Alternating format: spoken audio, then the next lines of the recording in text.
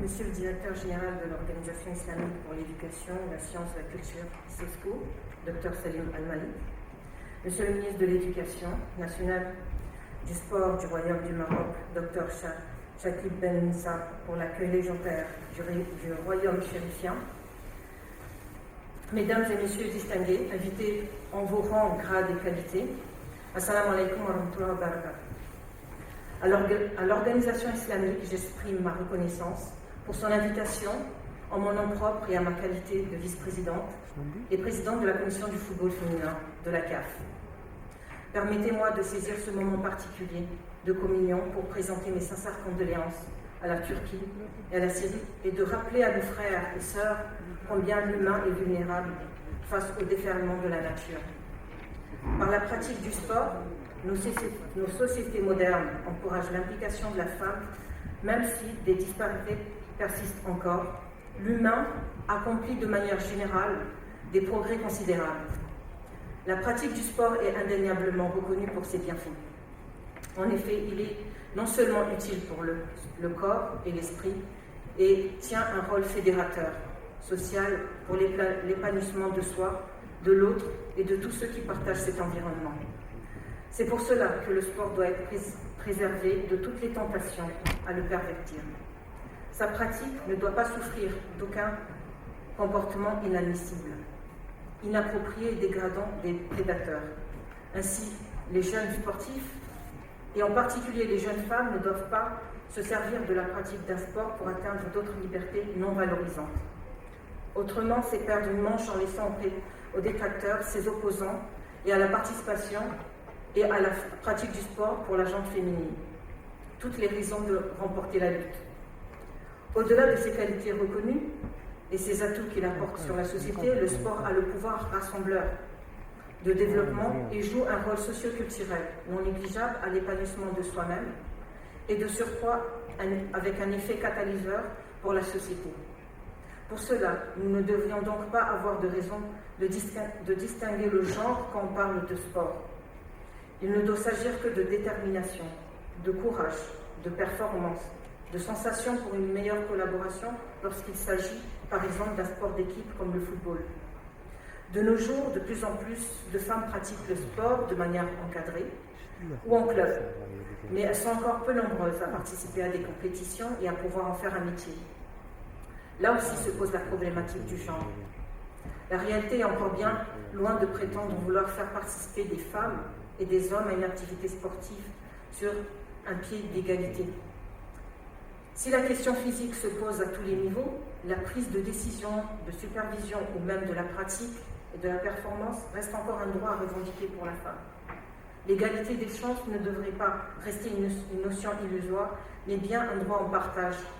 Alors tenons ensemble l'ambition à l'acquisition de cet objectif pour le bien de tous. Par la pratique du sport, la femme comme d'ailleurs, tout sportif acquiert une certaine endurance pour une résilience nécessaire à la vie, comme pour surmonter les stéréotypes traditionnalistes d'outre-temps. La pratique du sport n'est pas révolutionnaire, elle s'inscrit bien dans l'évolution de la vie moderne. Le sport n'a jamais interféré dans une quelconque pratique religieuse ou activité sociale ou économique, mais bien au contraire l'épanouissement. Il renforce le mental en même temps que la santé physique. Le sport est un vecteur de paix sociale, et lorsque la femme s'y met, elle partage, éduque et transmet l'esprit. Le sport a le pouvoir de faire changer les conditions de vie. En permettant aux femmes de braver des clichés de genre et des normes sociales, elle offre des exemples à suivre et font apparaître une certaine égalité sociale. En soutenant la FIFA dans son organisation du mondial au Qatar, l'ICESCO a réussi à mettre en exergue une réelle politique de coopération pour l'éducation par le sport tout en montrant l'exemple d'une pratique conforme aux préceptes islamiques. En conséquence, le bon sens a remporté en même temps que les épreuves sans que viennent s'interposer des questions des tenues vestimentaires inappropriées. Néanmoins, la femme doit savoir s'affirmer pour prouver ses qualités, mieux encore que ce que le genre masculin offre en spectacle. La femme athlète ne doit plus être perçue dans son genre avant d'être considérée dans sa pratique. Quand l'homme est perçu indépendamment et uniquement dans l'expression de sa culture physique. L'exigence et la performance sont dépourvues de genre. Comment pourrait-on promouvoir l'intégration de la femme dans le monde sportif? Et quel rôle aurait cet impact dans la société? On peut considérer ces points de manière non exhaustive en encourageant tout simplement la formation des femmes dans le milieu du sport, que ce soit en tant que joueuse, journaliste, arbitre ou membre tout simplement d'une institution sportive. En sensibilisant par exemple les femmes sur les questions des discriminations, de sexisme, le langage à adopter ou à bannir, en priorisant l'intégration des femmes dans les stratégies de la fédération sportive. Le football pratiqué par des femmes est l'une de mes préoccupations actuelles.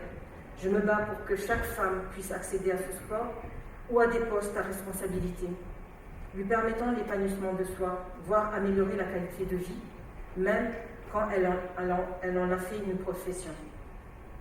En réalité, les femmes dans le sport parviennent à braver les stéréotypes de genre et les normes sociales obsolètes pour devenir des ambassadrices, des modèles à suivre et pour apparaître sans discrimination et de manière égale avec leurs collègues masculins. Il faut cependant reconnaître qu'à travers plusieurs études menées par l'UNESCO, par l'ONU, la FIFA et d'autres organismes, que la place de la femme dans le sport reste encore très minoritaire.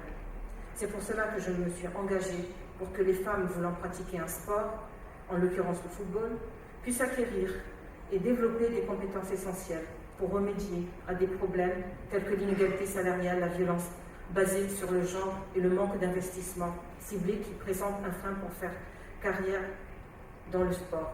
Pour que les femmes soient représentées et perçues comme des acteurs majeurs et incontournables. Leur implication doit devenir systématiquement un facteur de paix sociale et pas autrement. À cela, je me réjouis de l'évolution dans la pratique de certaines disciplines qui auparavant étaient perçues telles des sports d'hommes et qui sont de nos jours facilement accessibles à tous. Je fais également référence à la boxe, au rugby, à la lutte, à l'escrime et au football, évidemment. Certes, la femme doit pouvoir être libre de pratiquer la discipline de son choix et de bénéficier des bienfaits du sport autant que les hommes. En prononçant ces mots, c'est vers une autre exclusion qui me vient à l'esprit, celle d'une autre minorité, le handisport. Quoiqu'il ne relève pas de mes compétences, mais étant donné que la pratique du sport est un besoin nécessaire, voire vital parfois, le renforcement des capacités de nos encadrements, quels qu'ils soient pour une meilleure efficience, est bien nécessaire. Dans cette lutte contre les facteurs exogènes et les croyances diverses, viennent à se croiser parfois uniquement pour limiter l'engagement. Or, rien, et quelle que soit la tradition, personne ne doit être détourné du terrain des sports. L'exemple des mères marocaines accompagnant la gloire de leurs vaillants fils au Qatar est un autre exemple bien louable. C'est bien de ce rêve que je souhaite à nos filles pour leur jour de gloire. Chacun peut comprendre que dans le cœur de chaque sportif ou simplement de tout homme, il y a au commencement de toute vie ce battement dans le corps d'une femme, nos mères. Pour cela, nous devons un respect particulier à elles, à celles qui donnent la vie et toutes les autres également. L'éducation sport est un fondement universel pour le bien-être et pour la santé de tous, encourageant l'élévation des compétences et du partage des valeurs pour des responsabilités méritées et méritoires.